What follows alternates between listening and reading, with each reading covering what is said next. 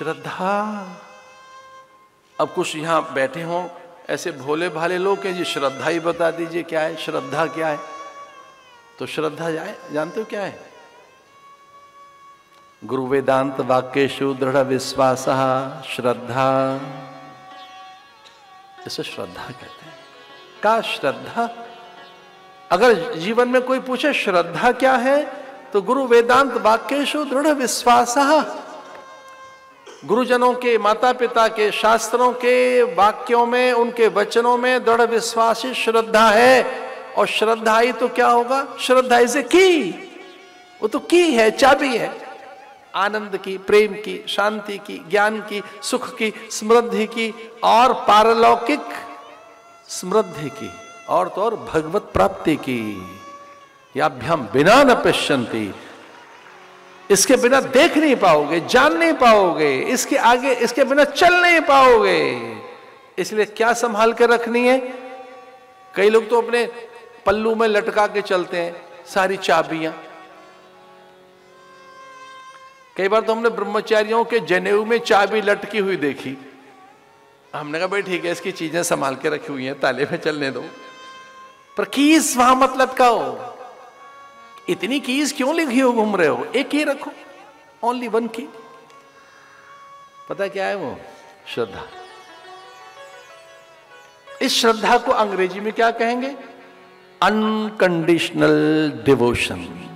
Unconditional devotion, unconditional dedication, unconditional love to supreme being. Unconditional, बिना शर्त के।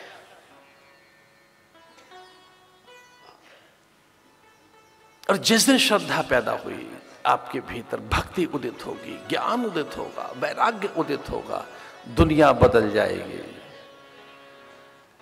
और फिर एक ऐसे महात्मा थे जिनको क्रोध नहीं आया, जिनको काम ने नहीं छुआ, जिनके भीतर हिंसा नहीं जगी। ऐसे दधीच के पास जाकर देवगुरु बृहस्पति ने प्रस्ताव रखा। अब देवगुरु बृहस्पति का आगमन देकर दधीच उठकर खड़े हो गए।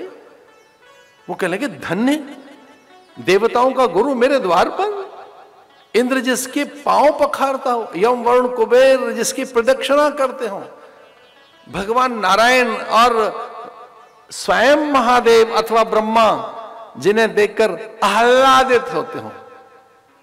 देवताओं के गुरु, हर कम्युनिटी के अपने अलग अलग गुरु हैं। देवताओं के गुरु बृहस्पति और निशाचरों के गुरु शुक्राचार्य, सबने अपने गुरु बना रखे। यम के गुरु, वरुण के गुरु।